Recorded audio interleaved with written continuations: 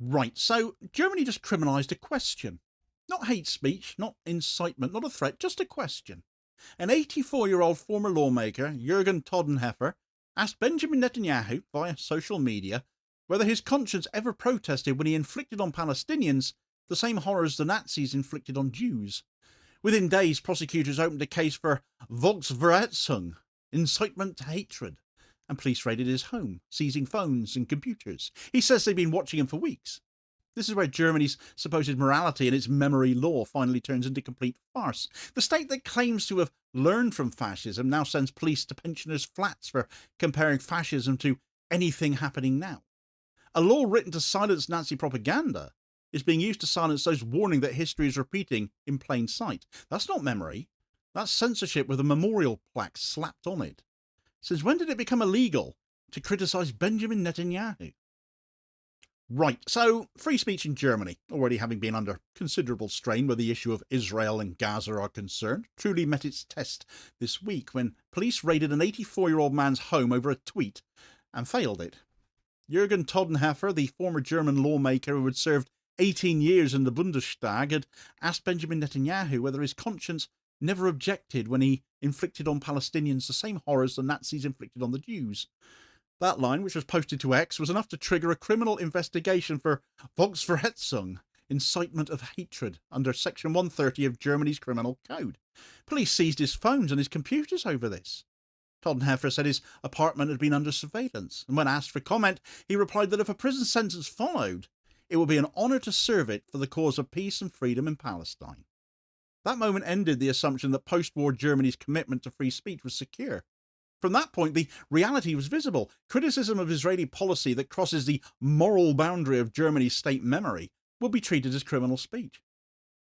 Section 130 was created to stop Nazi propaganda and Holocaust denial. Its third paragraph penalises the approval, denial, or trivialisation of Nazi genocide where such statements disturb the peace. The statute does not forbid historical analogy, it forbids denial.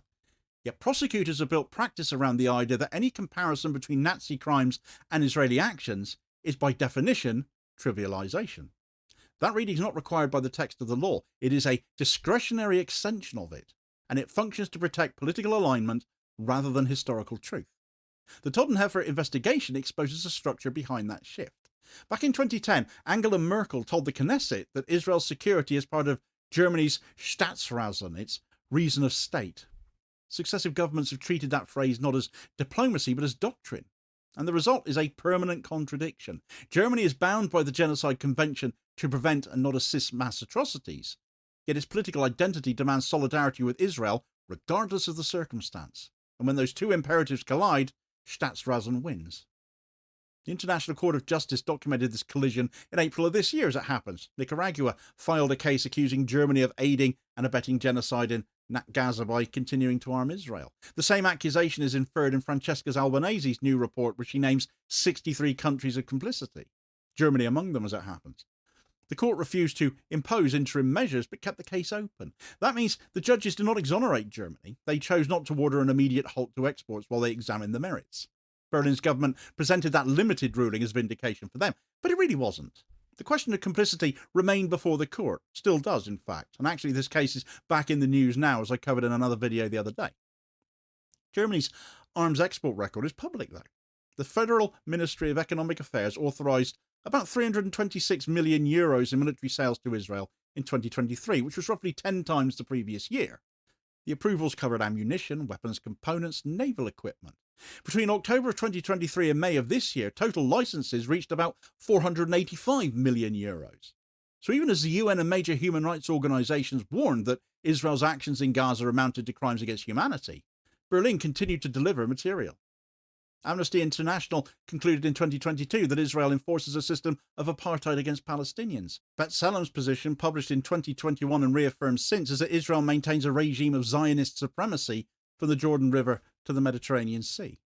In March of last year, UN Special Rapporteur Francesca Albanese delivered a report titled Anatomy of a Genocide, finding reasonable grounds to believe Israel was committing genocidal acts under the convention. And of course, she's gone on to write that later assessment, Gaza Genocide, a Collective Crime, that has currently been in the news this week. These are formal institutional findings. Inside Germany, a corresponding contraction of civil space has been recorded. Human Rights Watch documented at least 10 major bans on pro-Palestinian demonstrations since October of 2023. UN experts in October of 2025 urged the government to end criminalisation of non-violent protest and police violence against demonstrators. Artists and academics critical of Israel have been disinvited or lost funding. These are documented events. They form the backdrop to the Todenhöfer raid. His prosecution is not an isolated excess. It's part of a broader policy environment where dissent on Palestine is treated as disorder in and of itself. Todenhöfer did not deny the Holocaust. He argued that a state born from genocide is reproducing the same logic. German prosecutors claim that such a comparison trivializes Nazi crimes. The legal text does not support that claim, though. The selective interpretation of it does. The purpose of the interpretation is to maintain a moral monopoly in the official framework. Only the victims of 1945 can embody ultimate suffering, and only the State of Israel can represent their security. To suggest that this state is now committing atrocities is therefore treated as being tantamount to blasphemy. When the police execute a raid on that basis, the line between public order and political policing disappears. Officials insist that criticism of Israel is still legal. The pattern of enforcement shows otherwise so. Bans, raids, investigations are all aimed at critics of Israeli policy. The optics matter more than the legal theory does, therefore. In practice, criticism that strikes the wrong historical nerve is handled as a criminal matter, and that's how self-censorship ends up taking hold.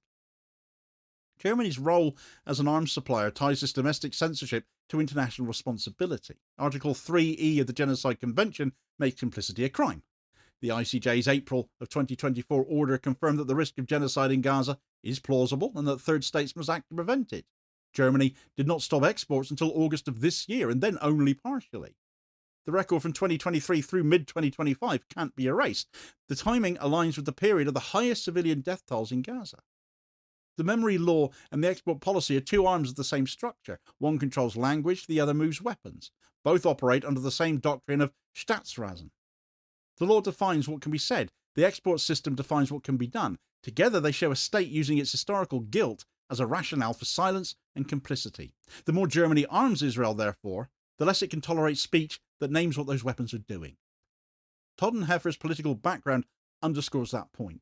He's not a fringe figure. He served in Parliament for nearly 2 decades as a member of the governing party.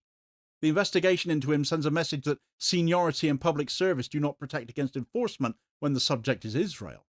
His response that serving time would be an honour was not rhetoric either. It was a refusal to submit to the doctrine that equates solidarity with Israel to moral virtue. Germany's basic law guarantees freedom of expression in Article 5. Section 130 places limits on that freedom to preserve public peace. The purpose was to prevent a return to fascist agitation. Applying it to a statement about a foreign government is a total distortion of that, therefore. The legal wording is fixed. The interpretation is what has changed. The difference reveals how power works via the law now. By expanding the meaning of public peace to include the emotional comfort of the state's foreign policy narrative, prosecutors have turned a safeguard of democracy into a tool of conformity. Back in July, Germany's Chancellor publicly vowed to continue arms deliveries to Israel. A few weeks later, under growing diplomatic pressure, the government announced it would halt exports that could be used directly in Gaza. The official statement framed the decision as precautionary, though not moral. The scope was narrow, the timing late. The policy shift acknowledged a problem only after the ICJ proceedings, and public criticism made denial impossible. It did not address the prior transfers or the ongoing investigation of citizens who opposed them.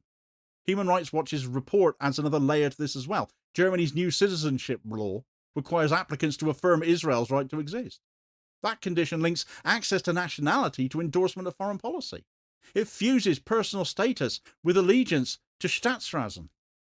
A statement that treats such allegiance as a prerequisite for belonging, well, that's not neutral at all. It has legislated that away. It's a state where historical doctrine now outranks individual conscience. And the state's justification is consistent. It claims that because of its history, Germany must maintain exceptional caution about anti-Semitism. In practice, that caution has been redirected into suppression of criticism of a government under investigation for mass atrocities. The historical reflex has become a moral paralysis. The law now enforces silence where it once promised vigilance. Internationally, Germany's stance has consequences. Many states in the global south view its position as hypocrisy. Germany advocates a rules-based order, yet exempts its allies from those rules. Within Europe, other states are questioning unconditional support for Israel. The result is diplomatic isolation on moral grounds. Germany's claim to moral leadership, built on post-war atonement, is eroding under the weight of its own double standards. Younger Germans are also rejecting the inherited guilt reflex. They see that the state uses memory not to educate but to police. For them, solidarity with Palestinians is not a betrayal of remembrance, but its continuation. They can see that the vow of never again has been reduced to a national slogan deployed selectively. The generational shift is visible in protest movements, in academic debates and cultural production, and the sheer violence with how they get policed at times. The government's reliance on coercion to contain it shows fear, not confidence, and this brings the issue back to sovereignty and power. Sovereignty belongs to citizens who exercise moral judgment and speech. Power belongs to the state that decides which judgments and which speech are permissible. Germany's balance between the two has completely collapsed. Sovereignty now yields to power whenever Israel is involved. The Todenhöfer case is evidence, not metaphor. It shows that the state will enter private homes and seize property to protect an external alliance from domestic criticism. And the consequence of that is oh so predictable. A country that criminalises dissent on behalf of an ally accused of genocide cannot claim moral neutrality. When Germany marks Holocaust memorials with one hand and signs off weapons for Israel with the other, the hypocrisy isn't hidden in speeches, it's written in the export figures. When the same state sends police to raid an 84-year-old for pointing out that history is repeating itself, that hypocrisy stops being moral failure and becomes official policy, doesn't it? They didn't slip, they chose. The German government has been warned repeatedly by the ICJ order, by UN rapporteurs, by rights organisations that continuing export risks complicity. It has continued anyway. It's been told that policing non-violent protest violates international standards. It's continued anyway. The pattern is deliberate. The state is acting on the calculation that moral authority built over decades can absorb the damage. Well, the calculation's wrong.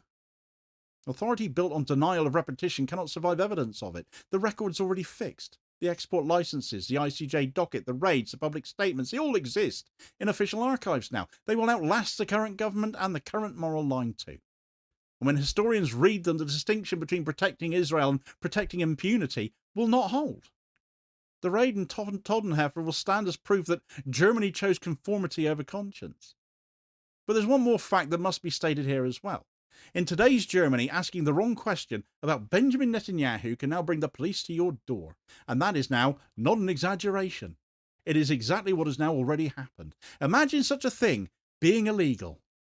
Tells you what the state now considers dangerous though, doesn't it? Not hatred, not violence, but memory applied universally regardless of current affairs and the hypocrisy that it exposes. Germany built its post-war legitimacy on the promise that remembrance would prevent repetition. The law that once defended that promise is now being used to defend those accused of breaking it. For more on Nicaragua's case against Germany, which is back in the news again, back at the ICJ, do check out this video recommendation here as your suggested next watch. Please do also hit like, share and subscribe if you haven't done so already, so as to ensure you don't miss out on all new daily content, as well as spreading the word and helping to support the channel at the same time, which is very much appreciated, holding power to account for ordinary working class people, and I will hopefully catch you on the next feed. Cheers, folks.